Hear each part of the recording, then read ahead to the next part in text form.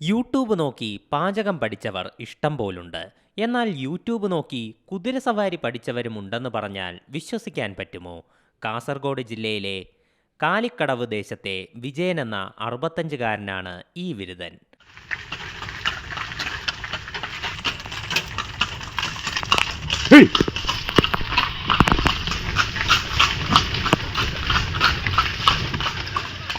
പണ്ടെങ്ങോ പഴനിയിൽ പോയപ്പോൾ വിജയൻ ഒരു കുതിരവണ്ടിയിൽ കയറിയിട്ടുണ്ട്.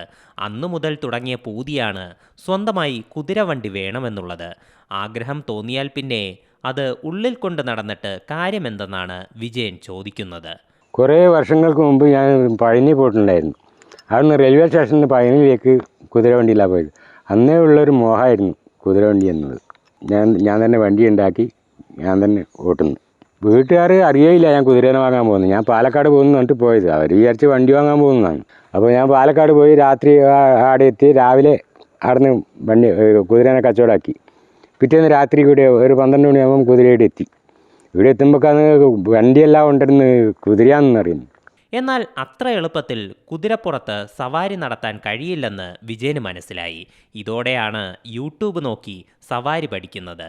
പിന്നീട് കുതിരപ്പുറത്തായി വിജയൻ്റെ യാത്ര. വണ്ടി ഓടിക്കുന്ന വിജയന് പുറമെ 2 പേർക്ക് കൂടി ഇരുന്ന് യാത്ര ചെയ്യാൻ കഴിയുന്ന രീതിയിലാണ് ഇരിപ്പിടം തയ്യാറാക്കിയിരിക്കുന്നത്.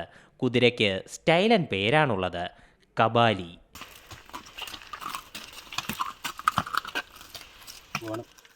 നാട്ടിൽ കുതിര എത്തിയതോടെ നിരവധി പേരാണ് കാണാനും കുതിര സവാരിക്കുമായി എത്തുന്നത്.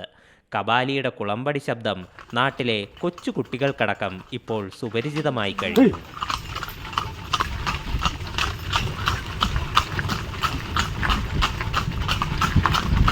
See Malayalam news, Kasaragod.